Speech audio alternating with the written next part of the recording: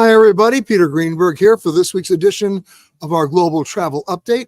Just a few thousand miles away from our last location. As you can just see from the map, we're coming to you from the Four Seasons right here in Marrakesh in Morocco. Of course, answering all your questions as usual and updating all the news for this last Monday of October 2024. Lots of stuff to talk about. First of all, how did I get here? I was part of the inaugural flight. The first flight in 40 years of any U.S. airline serving Morocco, and the first flight ever of a U.S. flight nonstop to Marrakesh, part of United Airlines international expansion, the largest expansion in the airline's history. So that was the nonstop flight from Newark to Marrakesh. And of course, it was full, as I suspect the rest of their flights will be, since you don't have to go anywhere else to change planes anymore to get to one of my favorite locations in the world. Lots of stuff to talk about this week, so let's get right down to it. Airfares continue to drop, and we're seeing this happen, as I said, last week and the week before, with the exception perhaps of Thanksgiving in the U.S. domestic market. We're seeing airfares drop around the globe. We just found fares from, let's say, Boston to London for under $370 round trip, Detroit to Paris for under $365 round trip. Did you hear that correctly? That's round trip. Let's go back 5 or 6 months when a coach ticket was $2,100. Barely, if you were lucky. Now, where are these fares going to stay? They're not available on every flight with every seat, but they are available. It's a limited inventory, but that'll give you an idea of the drop in demand between Labor Day and the end of the year. And even some of these fares are good through March. So check them out. And intra-European fares are also going down. We're seeing fares, let's say, between London and the Canary Islands, or London and even Italy, down to about $151 round trip. And we're not just talking on airlines like Ryanair or EasyJet. We're talking on British Air and ITA and Air France. So the demand is dropping worldwide. Not surprising given everything else that's going on in the world. It's not going to last forever. It will go up again next summer. We're seeing the forward-looking projections. But the bottom line right now is it is going down. And if you're looking for it, do it. Other than Thanksgiving, you're going to see airfares down in the U.S. as well. Although we're also seeing a decrease in capacity. A lot of airlines right now, for all the obvious reasons, are either cutting routes or cutting frequencies. Of course, first on that list, we've talked about it before, is Spirit Airlines. Spirit's in some definite financial trouble. They had $1.1 billion of debt they had to refinance last week. They got a chance to extend that for about a month and a half, but they still don't have the money to do it. And by the way, you know what that $1.1 billion was? It was when they refinanced and mortgaged their own frequent flyer program. Whoops, they got to find the money for that, but they have a lot of other long-term debt due. And you may remember last year, or actually a year and a half ago, Frontier Airlines wanted to merge with Spirit. And while they were thinking that was going to happen, here comes JetBlue. They wanted to take them over. The shareholders of Spirit voted to go to the dance with JetBlue. And as you know, federal court blocked that. The deal was dead, and Spirit found itself in some serious financial difficulty. It's getting worse by the day. They've already furloughed 240 pilots. They've already downgraded another 100 pilots. They're selling a lot of planes, deferring delivery on others, and canceling over 30 different routes. Now, what does that mean? Right, remember Frontier? I think they're coming back to the dance. And now they want to try to see if they can take over Spirit. And I don't think the Justice Department's going to block them this time, because the argument they can make, and they can make a persuasive argument, is that if they don't do the merger, Spirit will fail. So in the middle of January, stay tuned on this. We will find out more, but it's going to happen. One way or the other, Spirit's going to have to either refinance or re-engage with Frontier. There are no other suitors that we know about. Also, ever hear of skip lagging? Let me explain what skip lagging is. Very interesting court case that just happened. There are two kinds of ticket hacks that I've talked about in the past. One I heartily endorse, and one I encourage you not to do. The one I heartily endorse is what we call the back-to-back ticket. Remember in the old days where you had to stay a minimum of a Saturday night in order to get a discount fare? Well, what people did was they bought 2 sets of back-to-back tickets. Let's say I wanted to go to New York next week from Los Angeles on a Friday. Well, I could book in advance, but if I wanted to come back the following Saturday, I didn't qualify for the discount. or if I wanted to go on a Monday and come back on a Thursday. So what do people do? They bought back-to-back tickets, meaning I bought one set of tickets that went from, let's say, Los Angeles to New York on a Monday and came back 2 weeks later on a Thursday, and then bought a second ticket that left New York to Los Angeles on a Thursday and went back to LA the following week. Guess what? For the price of two tickets that were back-to-back, less than the round trip of one, and you got two round trips. The airlines hated when I said it. They said I was violating all sorts of contracts. I wasn't. I was flying under my own name on the flights designated on the tickets on the days and times that the tickets designated. I wasn't violating anything. I was beating the airlines at their own game, playing by their rules. By the way, those back-to-back tickets are certainly not around that much anymore because so many airlines are now selling one-way tickets. But the concept still is strong, and when you need to use it, you still can. Now, the one thing I do not recommend is what we call skip lagging, and that's otherwise known as the hidden city ticket. And the hidden city ticket means this. Let's say I want to go from Los Angeles to Dallas, and the airfare is $300. But the same airline has a flight to Austin, Texas, that stops in Dallas for $200. You know the drill. You then get on the plane and just get off in Dallas and don't continue on to Austin. Right? You don't complete the ticket. The hidden city is actually Dallas. You were never going to go to Austin. Well, that works possibly if you're flying on a one-way ticket. It does not work ever if you're flying on a round-trip ticket because the airline knows you didn't complete the flight to Austin. They cancel the rest of your itinerary, and you won't be able to reboard to come home. Well, there was a website called Skip Lagging that basically promoted the hidden city tickets. And American Airlines went after them, and they just secured a $9.4 million judgment against them. And so, as I said before, back-to-back tickets, go for it. Hidden city tickets, please don't. Okay? And speaking of United Airlines, a little bit of irony here. Do you remember the show we talked about last week about United Airlines Flight 232 in Sioux City, Iowa? Remember that story, that terrible tragedy that happened back in July of 1989, where the pilots made a miraculous crash landing after they lost just about every system on the plane of a DC-10? Well, when the NTSB investigated that, they found out what happened to cause the actual mechanical disruption, which resulted in the crash landing, and a lot of people died. But when they did further inspection, they found something else. On that particular flight, there were a lot of parents traveling with young children, and so many parents were holding the kids in their lap under the age of 2. And that was the real tragedy, because there was no way they could physically maintain their grasp on their child during this hard landing, and the kid became a missile, or the children became missiles. A lot of people died. A lot of young kids died that didn't have to die. And when the NTSB dug deeper, they found many other survivable crashes, either hard landings or aborted takeoffs, where kids also became missiles. And so what happened back in 1989 and early 1990? The NTSB made an urgent safety recommendation to the FAA that they should require airlines to provide child restraint seats for kids under the age of 2 so that they wouldn't be held in their parents' laps. The FAA slow-walked it, ultimately ignored it. To this day, it's still on the 10 most wanted list of the NTSB. And when we had Sarah Nelson on the show from Washington, D.C. last week, she's the international president of the Airline Flight Attendants Association. She became quite emotional about it because it's still a problem that the FAA hasn't fixed. Here's the irony. On the inaugural United Airlines flight from Newark to Marrakesh the other night, the purser on the flight, who I know, but I didn't expect her to be on the flight, was a survivor from United Airlines 232, and that rekindled our discussion. And in the next couple of weeks, we're going to readdress that story and hopefully get her on the show to talk about what really happened that day back in 1989, the lessons that were learned, but sadly, the lessons that were not applied by the FAA, which calls into question the entire makeup of the FAA, their entire safety culture, their relationship with manufacturers and with airlines that is completely corrupted by an attitude from the FAA that the airlines and the manufacturers are their clients. They're not their clients. We're their clients. And those changes need to be made.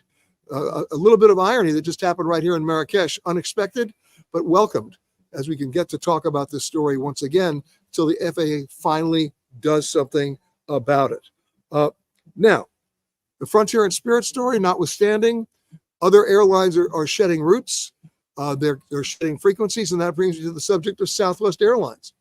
They were calling another special shareholder meeting that's now been canceled by the investor group because they got a big shakeup of the board of directors of Southwest. Their CEO, Gary Kelly, instead of leaving at the end of the year, is leaving next week. And the investor group is coming in there looking. This is like accountants on parade. They are looking at any different way they can to generate revenue and ROI. And what that means is they're attaching a mini bar philosophy to the airline business. Bad move. So open seating is a thing of the past. Starting next year on Southwest, they're putting in premium seats in the front of the plane, which you'll be paying a premium for. And of course, the big third rail that nobody wants to admit is the third rail, but it is Southwest's longstanding policy, which they branded the entire airline around, which is they're not going to charge you to check 2 bags per passenger. This did move the needle. A lot of people fly Southwest precisely because of that. They hate being nickeled and dimed, right? It's no different than me going to a hotel and finding out that the Snickers bar is $9 on the mini bar, as opposed to just bury it in the room rate, and maybe I'll eat it and maybe I won't, but I love the luxury of knowing I don't have to go to my wallet to do it, right? That's the true definition of luxury and respect of your passengers or your guests. It's the asset managers at hotels that need to be taken out to Siberia for re-education, and it's also the people who are the accountants at the airlines trying to generate revenue. Now, to be fair, when Southwest Airlines made this decision, Wall Street was not happy. In fact, Wall Street said, Southwest, you're crazy. You're leaving $1 billion of revenue on the table. And at that time, Gary Kelly, the CEO of Southwest, said, yes, I know that, but we think it's such a negative touch point for every other passenger that they'll come and fly Southwest just because of that. And you know what? He was right. But the people who are running Southwest right now are now confronted with an investor group that doesn't know much about airlines. And they just want to generate short-term revenue. So we'll see how many passengers Southwest retains when a family of 4 has to spend another $400 to fly from point A to point B, because that's what it's going to be. So we'll talk about that as it develops. But for the moment, Southwest is claiming they're not going to charge for bags. Let's see what happens by February or March once this investor group takes hold. It's a little crazy. Speaking of airline safety, I'm going to show you a picture. Don't put it up yet, Anthony. I want to set the stage. I was on a flight from Santiago, Chile, all the way down south on a LATAM Airlines 787. This happened to me now on 3 different flights, all on 787s. And let me set the stage here for you. You know, every airline and every airline manufacturer, it was standard operating procedure that if you were coming up with a new airline type, you had to demonstrate its airworthiness by taking a prototype and putting it on a test bed and taking every single component part to failure, right? That way you could actually write the manual, how fast you could fly, how long you could fly, how high, how cold, how hot, how much the metal was affected by altitude, moisture, temperature, everything, right? That stayed the same throughout the entire history of commercial aviation until Boeing came up with a 787. And when they came up with a 787, a plane that was being constructed out of mostly composite materials, they went to the FAA and said, pretty please, would it be okay with you if we got it certified on computer? And the FAA said, yes. Are you kidding me? I mean, that's nuts. Well, they said, okay. Well, this is a plane made out of mostly composite materials. And when Airbus, which was then making the A350, also mostly out of composite materials, heard that the FAA let Boeing do it, they went to their regulatory agency and said, hey, can we do it too? And they said yes. Why would you say yes to this? Now, since that happened, keep in mind that composite materials don't bend. They snap, right? That's number one. Number two, guess what? They tend to delaminate. I've seen some A350s on the ground in the desert in Qatar where I could actually see through the wings. Those planes were grounded. The materials had delaminated. Now I'm going to show you a picture that was taken recently and sent to us by a passenger who happened to be looking out the window on their flight, and this is the wing they saw. Are you looking at that carefully? Now, for those of you who think that's duct tape, I can tell you happily it's not.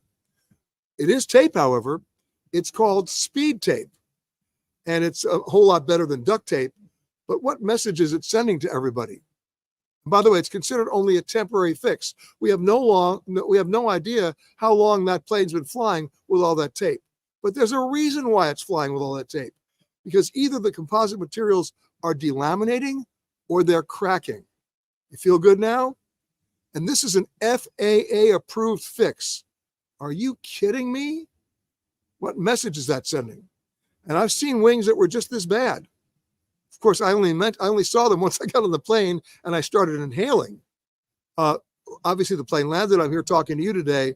But again, we need to readdress this. Why are airlines allowed to do that as a fix? Why are manufacturers allowed to certify planes on computer when they should be certified in real world, real-time experience? That's the problem. That's where the FAA is falling apart. And remember all those routes United Airlines just announced they were flying, like to Marrakesh? Well, remember, most of those routes kick in 2025, but the presumption of those new routes is based on delivery of new aircraft by Boeing. So where are those new planes? They're sitting in parking lots in the state of Washington and in the state of South Carolina. Why? Because we busted the FAA a long time ago after the Boeing 737 MAX issue, and again when the door panel blew off earlier this year on Alaska Airlines, because the FAA had been allowing Boeing to do the inspection of their own work. They're allowing Boeing to inspect their own work. Does anybody see conflict of interest with that? Are you kidding? If I built the chair I'm sitting in right now and told you to sit in it because it was safe, trust me, don't sit in it. Don't sit in it. So guess what? They got busted. And now the FAA is not allowed to let Boeing inspect their own planes anymore. They have to be inspected by certified FAA inspectors. What a surprise. The FAA doesn't have enough staff. They're underfunded, they're understaffed. And so all those planes that have been built by Boeing are just sitting out there in Washington and in South Carolina because there are not enough FAA inspectors to do the job. Now what do? How do airlines get the planes they need to support the routes they've just announced? It's a very difficult cycle. And the same thing applies to air traffic control. Right now, there are 3 air traffic control centers in America that are operating under 85% staff thresholds. And what that means, and this is really scary, is that those air traffic controllers and those air traffic control centers are being forced to do mandatory overtime. That's the one job in the universe you don't want anybody doing overtime on, but they're doing it. Now, granted, the FAA just got some additional money under their new authorization bill or reauthorization bill to actually hire new people, and they have. But guess what? This is a very steep learning curve. You don't just go sit at a console and control planes when you get the job. You have 2 years of apprenticeship next to a veteran air traffic controller before they ever let you sit at the console by yourself. It is as simple and as important as that. So we have a whole range of problems here that have to be addressed by and to the FAA, which have not yet been addressed, but it's part of the larger problem that we're all dealing with. And I just wanted to share that with you as well. Now, remember last year, actually, I started this year, but at the end of this year, we're going to do what I call my bad behavior awards. Okay, this is my bad behavior award for this week. You saw the one last week, the video of the woman running around the counter and the cops trying to chase her. Okay, this one is not a video at all, but I'm just going to tell you the story. And by the way, it's true. You know that anytime you start a sentence with Florida man, or in this case, Florida woman, you know it doesn't end well. Well, this is qualifying as my award for an unusual creative use of airline bags. Here it comes. A Florida woman was charged with and convicted this week of second-degree murder when she did the following. She put her husband inside the suitcase and zipped it shut and left him there, and he died. Would you like to hear her defense? She said they were playing a game of hide and seek, and he lost. How about a game of hide and sick? Well, there you go. And how did she talk him into the suitcase? Obviously, the jury didn't buy that defense, and she was sentenced and convicted of second-degree murder. But it is a different way to use airline bags. I just thought I'd say that. All right, let's go to all of our friends watching and say hi. Okay, Sid, let's scroll here. Hold on a second to the top. Hello to Jim and Harriet from Richmond, Virginia. To Priya is watching always from Chicago. Nice to see you.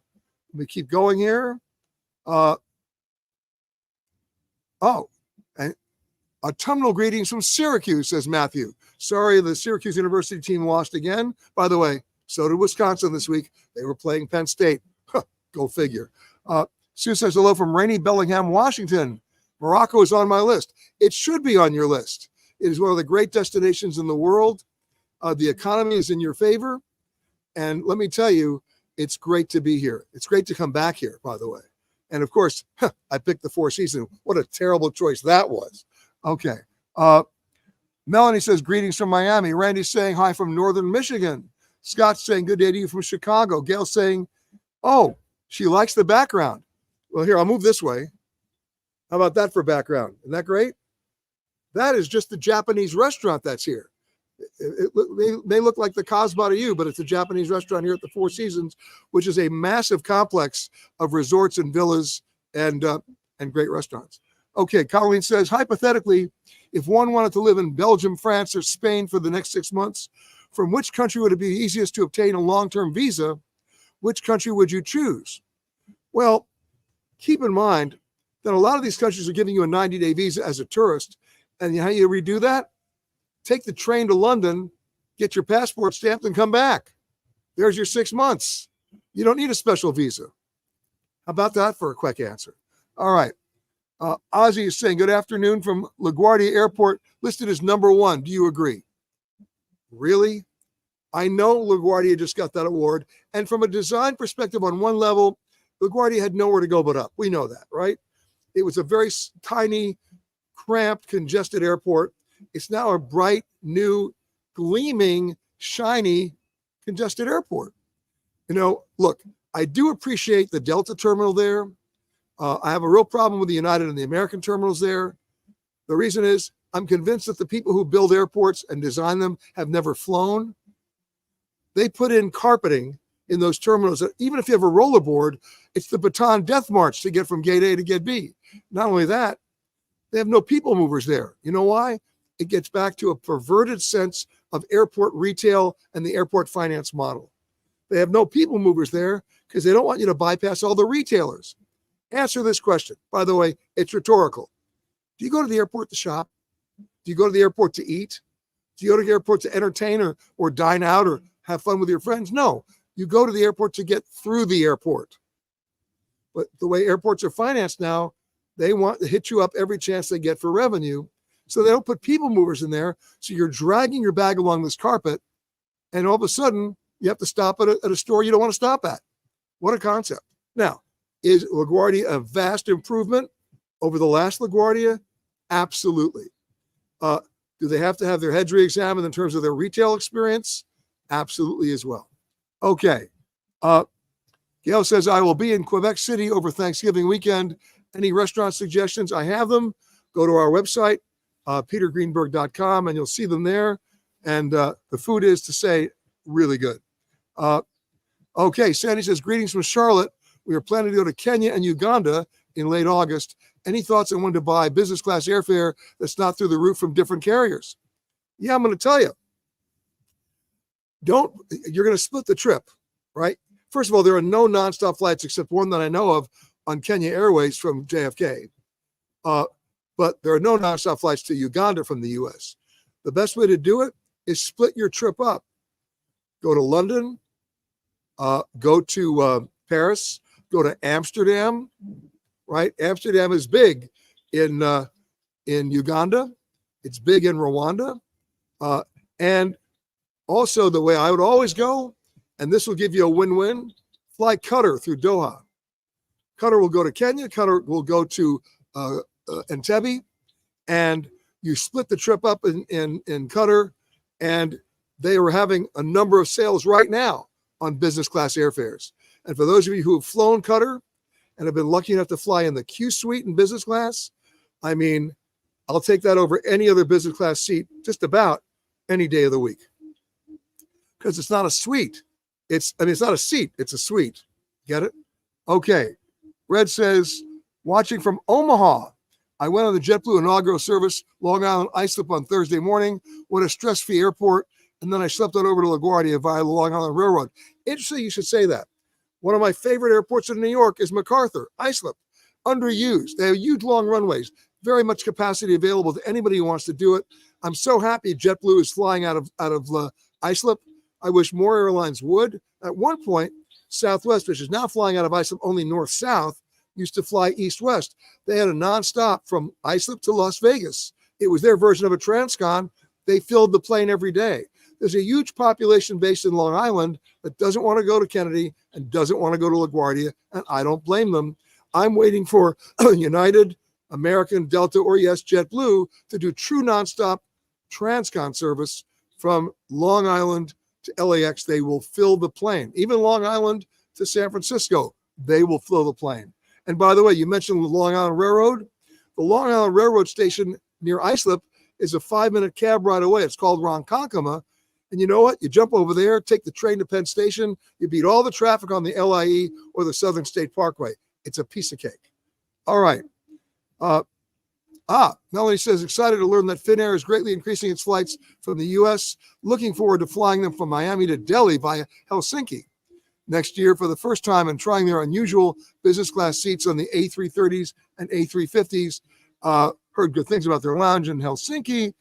Okay. Well, let me know what happens. You didn't ask a question, but at least you made yourself known. I appreciate that, Melanie. Joyce saying, I'm going out of the country and there will be a time change difference. How do you make it with the different places you go out of the country and adjust to their time frame so easily and function with your work schedule? What is the trick to adjusting? Okay, I'm going to tell you. If you can see my watch, it's on New York time. I never change it from New York time. I want to think the way everybody else is thinking in New York because I work for CBS and everybody else I work with basically is on the East Coast. I need to know what they're doing and what time they're doing it. Now, right now in Morocco, we're only 5 hours ahead of you. So it's now a little bit before 5:30 in the afternoon. And it's beautiful. So the key is this. It's not about adjusting to time change. It's adjusting to when you stay awake and when you're not. Okay? So here's what I do. And I can't say it's going to work for you, but it's worked for me all my life. And let's face it, I'm only 19. Here we go. When I get on a plane, I don't eat airline food. Airline food is an oxymoron. People don't eat airline food because they're hungry. They eat it because they're bored. They're on some 9-hour flight. They put a tray of stuff in front of them and they go, oh, I got nothing else to do. I guess I'll consume all of this. And anything that's served you heated has been reheated at least twice, if not 3 times. That's why the airlines put all that goopy sauce on it in a vain attempt to maintain moisture. It doesn't work. So what I bring on the flight is I bring fruit. By the way, if you're returning with fruit from overseas, eat it on the plane. You don't want that beagle catching you when you get to the U.S. But eat it on the plane. So fruit, I have ginger ale, or I have club soda. No alcohol. Alcohol at altitude is a death wish. Trust me. And then the real key is there are 2 real keys. If I want to work on the plane, I work on the plane. If I want to watch 6 movies, I watch 6 movies. If I want to sleep, I sleep. The key is what you do when you land. And here's the deal. No matter what time you land, wherever you're going, you must force yourself to stay up until midnight local time that first night. That means no heavy lunch, no taking a nap, because you have a heavy lunch, your chin's going into your chest and you're done. Do not succumb to that afternoon nap. If you need to take a walk, shoot hoops, I don't care what you're going to do not take that nap. Stay up until midnight local time. You will cycle. And when you come back to the U.S., do the exact same thing. And by the way, when you get to your hotel, sometimes it's 7 a.m. and they tell you the room's not ready, head for the spa. But don't, and by the way, you don't have to have a big treatment. Just head for the spa and hang out with it in the jacuzzi. I don't care. Do not go to sleep. All right? You'll be fine. And you do both sides, right? And the first night you might only sleep 4 or 5 hours, but you can exist on 4 or 5 hours. I do it all the time. In fact, I do it every night. And people think I'm crazy. The bottom line is, again, it works for me. I'm not going to say it works for you, but try it, okay? Let's keep going. Patrick's saying, hello, okay. Jeff saying, good morning from Palm Desert. Lois is saying, has the earthquake damage in the old Medina been repaired? Somewhat, but it hasn't stopped me from going to the Medina. It didn't have that much damage in the Medina that I was able to see. I was able to enjoy it all a day before yesterday. And of course, the Medina is magical. You love it. And the only thing you have to watch out for is not the earthquake in the Medina. It's the kamikaze motorcycle drivers. They do not care, and they don't care if they take your arm off. So you have to walk like a hostage in those alleyways like this and just let them zip by, and you'll be fine. But I love going to Medina. And of course, if you come out to the big area, you're going to see the snakes, the cobras. I happen to think the cobras are sedated, but that's another story. But you're going to see all that crap. You don't have to do that. But just do little back alleys, some great restaurants, and then go to the rooftop restaurants there that overlook the Medina. Always a great idea. So the answer is it's open to you and available. Okay. Sid saying he's tuning in from Thailand. We'll be there later this year and early next. Looking forward to it. Camilla's saying hi from Tucson. Terry's saying hello from Michigan. Okay. Priya says, I'm amazed by your understanding of the FAA. Can you get one of the Congress people responsible for FAA budget and ask them about all these conflicts? You know what? I'm actually convinced. By the way, I'm not a politician. I have no interest in public office. But I actually believe that if I put my mind to it, I could just run for election on this platform alone and get elected on it simply because it's a no-brainer, right? How could you oppose me on what I'm just saying right now, right? You can only oppose me if you have a conflict of interest, and that's what I'm running against. But then again, I'm not running. What I am is presenting it to you so that you can reach out to your elected officials and let them know they have a job to do. By the way, they're not just elected officials, they're airline passengers as well. They deserve safety as much as you do. Sandy's saying flying the 19-hour Singapore Airlines flight to Singapore for a two-day stopover before heading to Vietnam, our longest long haul we've ever taken. Well, by the way, that's the longest long haul in the world. It's not the one that you just took. It is the longest long haul. By the way, there's no coach on that plane. They're trying to be humane about it. There's an enhanced business class and an enhanced economy class. The enhanced economy class only means that you'll be delaying your orthopedic surgery. Kidding. But the bottom line is, it is a great flight. I love the longest flight I can take because I get it all out on one hop.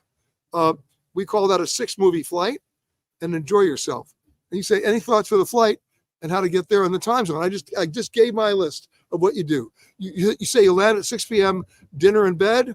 Yeah, you can do that, but light dinner, not a heavy dinner.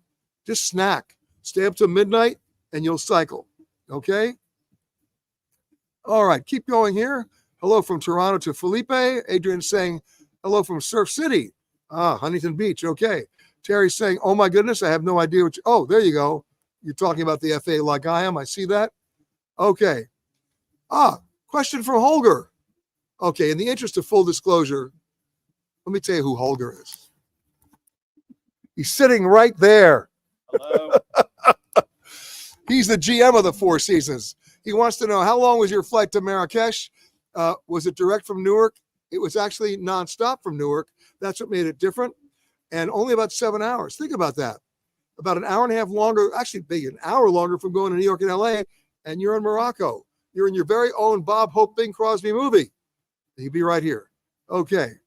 Okay. Any opinion on Starlux Airlines? Sid wants to know. A newish airline out of Taiwan. Curious, since my usual favorite airline is EVA, also out of Taiwan. I don't have any experience with Starlux. I want to look at their financial model first. So I'll answer that for you next week. Okay. If you remind me, I will do that for you and we'll check it out. Okay. Here's a question for Holger, by the way. Rita wants to know, are those date palm trees behind me? Yes, they are. Okay. Wendy wants to know, hello from sunny New Jersey. Hello, Wendy. Felipe says, okay, here we go. Lorraine says, hello from Aschaffenburg, Germany, home of Schloss Johannesburg. Okay. Lorraine says, soon here for another reason, but my birthday happens to fall on Saturday night with no plans. Anything you can recommend in the Frankfurt area? I can. First of all, some people think Frankfurt's boring. I would be one of them. But you know what? You've got the river. You've got the Rhine. And there's so many great boats that will take you all along the Rhine and take you to a beautiful birthday dinner at one of the great restaurants along the river. And you already have your designated driver on the way back, otherwise known as the boat, and you can drink. It's really quite lovely. Okay. Priya says, I'll be in Morocco mid-November. Any hidden gems to see and eat in Marrakesh? A lot of them. So check out our website in the next couple of weeks. You said mid-November. I'll try to accelerate that for you, Priya. But there are so many great things to do here. And remember, you look at Marrakesh as a hub. It's your enabler to get to the Atlas Mountains. It's your enabler to get to everywhere else. Now, there are people who will disagree with me on this, so please feel free to do it. I'm not that big a fan of Casablanca. I'm sorry. It was a movie that I love and watch every year. But you know what? There is no real Rick's Cafe. Please understand that. There is one in Casablanca, but it's a prefabrication. If you want to have some fun, go to Tangier, go to Fez. I mean, those two places I love. The Medina and Fez, great. Tangier, what I love about it, and I'm checking to see if the flight's still operating. Up until recently, it was one of the shortest flights in the world between Tangier and Gibraltar. I mean, 7 minutes. And the cool thing is when you land in Gibraltar, they don't really have a runway there.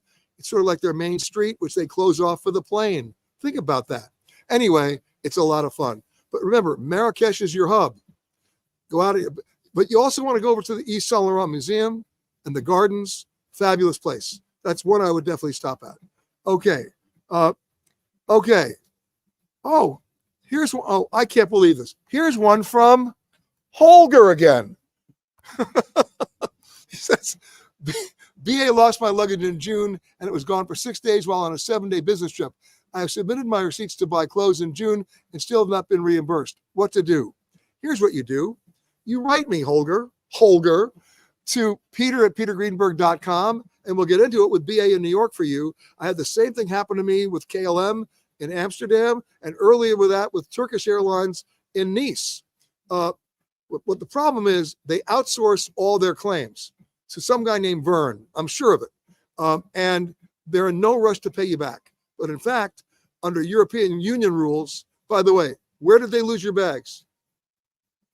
London. Okay, unfortunately, because of Brexit, they're no longer part of the EC. But there is European rule number 261, and there may be a way to do that. So here, I'll just talk to Holger over here. Just email me and I'll help you out. Okay. From Bruce Siegel. I use iSlip all the time. Best way to get to Hamptons or Far Island, only 30 to 40 minutes away. He's right.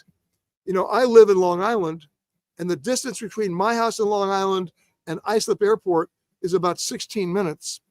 And the parking there is the most inexpensive parking in the world. I shouldn't let the cat out of the bag. And the walking distance from where you park your car to the gate is about 100 yards, maybe 200 yards. It's easy. Okay. No lines. Brian says bad airline food except Qatar or Qatar. They do a great job. Raymond saying hi to you and me, Anthony. Hello, Raymond. Felipe says, what's your advice from someone transitioning to the hospitality industry in Italy from customer support jobs and travel? You need to be a little more specific, Felipe. Why don't you just write me, peter@petergreenberg.com. And if I can give you some advice at that point, I will, but I need more specifics. Raymond is now weighing in. His favorite restaurant in Marrakesh is Yakut. Okay. Holger, what do you think? We got it. Okay, fine. All right. Felipe is saying, I'm an ex-booking.com and Sherpa employee, and a lot of my experiences in Toronto. I still want you to email me, Felipe. I want to see the whole CV. Saludos from Panama, says Christian. Red says, never thought I'd see the day when both LaGuardia and United are getting good reviews. Well, you know what? United has gotten their act together in many respects. Americans sort of falling apart these days. Delta's sort of in the upper middle. Americans got a lot of apologizing to do, and a lot of them right now are on an apology tour. In terms of lost bags, on-time performance, customer service, their mileage program, a lot of things to talk about. Have I taken a Mediterranean cruise? I'm going in March with NCL. Interesting you can mention that. Yes, I've taken a number of Mediterranean cruises, but isn't it interesting that Eunice said she's going in March? Smart woman. This is beautiful. You've become a contrarian traveler, Eunice, because you're going off season. That's the time to go. Forget the suntan.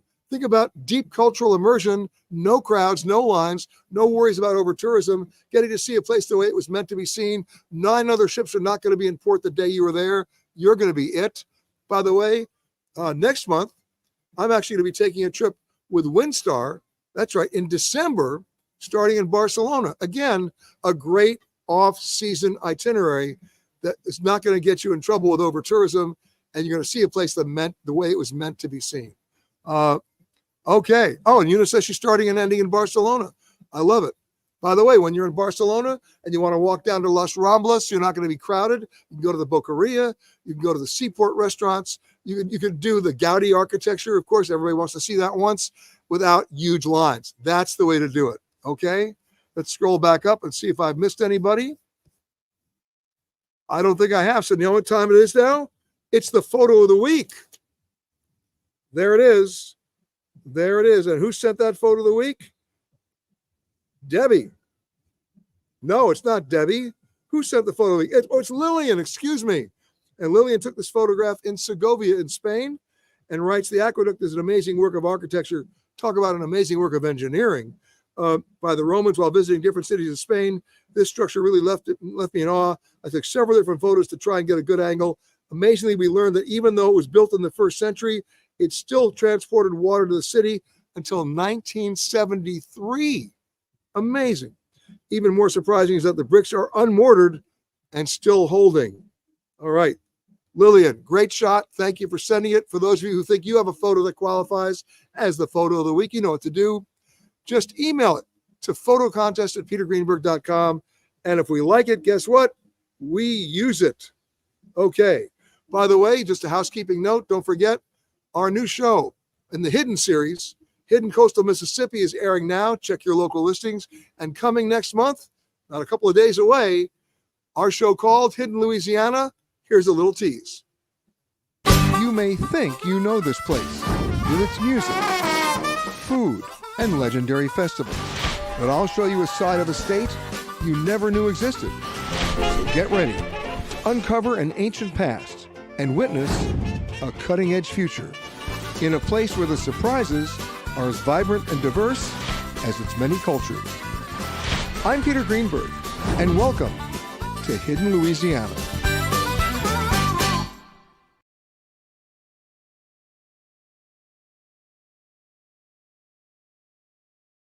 That's coming up in just a few days, so check your local listings. And of course, about a month and a half after it premieres on PBS, it airs on Amazon and Apple TV and YouTube. So check it out. I hope you like it. All of our Hidden series you can find right now on Amazon or Apple TV, and that ranges from Hidden Ireland to Hidden Saudi Arabia, Hidden Canary Islands, you name it, you can find it there. Of course, our radio show this Saturday coming up will not be from Morocco. It will come from another distant remote location somewhere in the world. I'm not going to tell you which one, but I think you'll find it surprising, as we try to do every week. And then let's go to some questions that you guys sent in earlier during the week. Eric says, have I been to Star Wars Land? Is it worth the price? As you know, they've just increased the price. You know what? Count me out on that one. It's just not for me. Court says, why should I fly Southwest anymore versus Delta? They killed all the things that made Southwest unique. You know what? That's what I think this new investor group is challenged by. I don't think they're hearing from a lot of people yet. Let's see what happens. Bridget says, I had a terrible experience with Dollar rental car. Is any other rental car better? Well, I hate to say it, Bridget, but you didn't tell me what the experience was, so I can't comment. Why don't you email me, peter@petergreenberg.com, and tell me the entire story. Then I'll have something to react to and maybe help you out. Cam says, my family and I are trying to find a nice vacation spot in the Caribbean during January where we can just sit on the beach or resort and just relax. By the way, everybody who ever tells me they just want to sit on the beach and relax is in denial. You want to sit on the beach for about an hour and a half, and then you're going to go, okay, what else am I going to do? Be honest, right? Maybe you want to sit on the beach for a day. And then when you get that 3rd-degree burn, then you'll be sitting in the bathtub at night going, why did I do that? But forgetting that, if you're looking for places like that, you mentioned Turks and Caicos or St. Lucia, they're all good, but you're saying during January. I'm going to give you another choice. Try Grenada. It's way further south. I love it. You have Grand Anse Beach talking about a great beach to lie out on and great history there. They're outside the hurricane belt, although We know by January, thankfully, there won't be hurricanes. It's way outside of season then. But I check out Grenada. Colleen says, I'm going on a trip to Stockholm during late December. Are these days busy in Stockholm and is everything open? The answer is yes. Are there areas I should avoid? No. I haven't been able there before, so I'm quite excited to see museums, thrift shopping, and trying different restaurants. Well, I'm going to give you one place you absolutely have to see, and it's a museum I go to every time I go back to Stockholm. I'm not like a one-stop shopper. When I find a place I'm in love with, there's a museum there called the Vasa. Let me tell you that story. Back in the 16th century, when Sweden had an armada, they built, which is at the time, the largest warship in the world called the Vasa. And it was amazing. They'd never seen a ship that big or that tall. And on the day it was launched, with a full complement of sailors, full complement of munitions and food on its first mission, everybody lined the harbor to see the ship come down the rails and go into the water. And it did. And everybody watched as it sailed just a little bit. But the ship was not well designed. It was too top heavy. And a gust of wind came up and the ship capsized and sank. And there it stayed until 1956, when somebody did some research to realize, hey, there's a ship down here, and the salinity and the acidity of the water was so pure in Stockholm, the ship was still intact. Think about that. A wooden ship after nearly 400 years, still intact. And so they realized they had to raise it. But they realized also that if they just raised it, the minute it hit the open water, it would oxidize and disintegrate. So what did they do? This was brilliant. They built the museum in the water over the ship. They built the museum first, and then they raised the museum. They raised the ship into the museum with all sorts of humidifiers and resins, and they're not only able to save the ship and preserve it, but they preserved it, believe it or not, the way it was the day it absolutely capsized. It's amazing. You can still visit that ship today. You'll be amazed by the size of it, even today. But look in the portholes. You'll still see food on the table.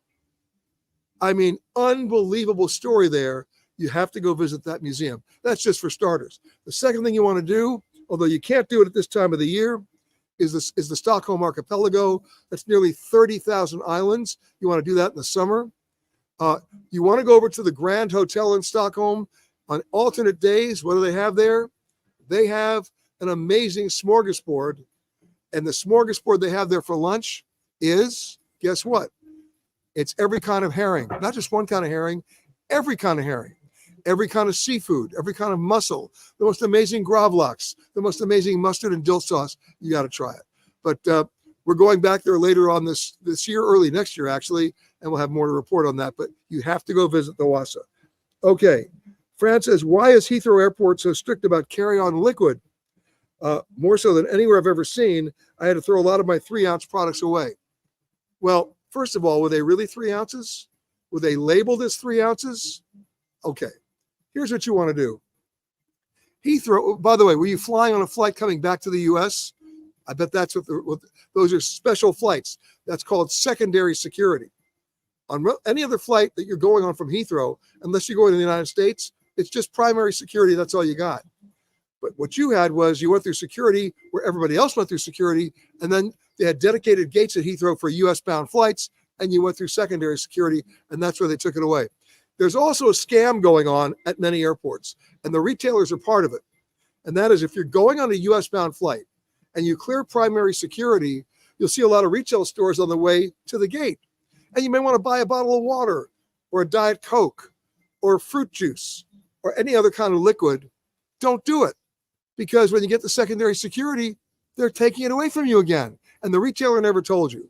So if you're going on a US-bound flight, just hope they're going to serve you on the plane. Don't buy additional liquids at the retailers before you get to that secondary security gate. Okay? Don wants to know, curious, what is your worst airline experience? Don, we're almost out of time. So I'm going to answer that question for you next week because it's going to be more than 1 minute answer. I have a few stories to tell about that. And there you go. So again, our radio show this Saturday, Eye on Travel on CBS. Check your local listings. If you don't see it in your market, we're on over 200 stations. Don't worry.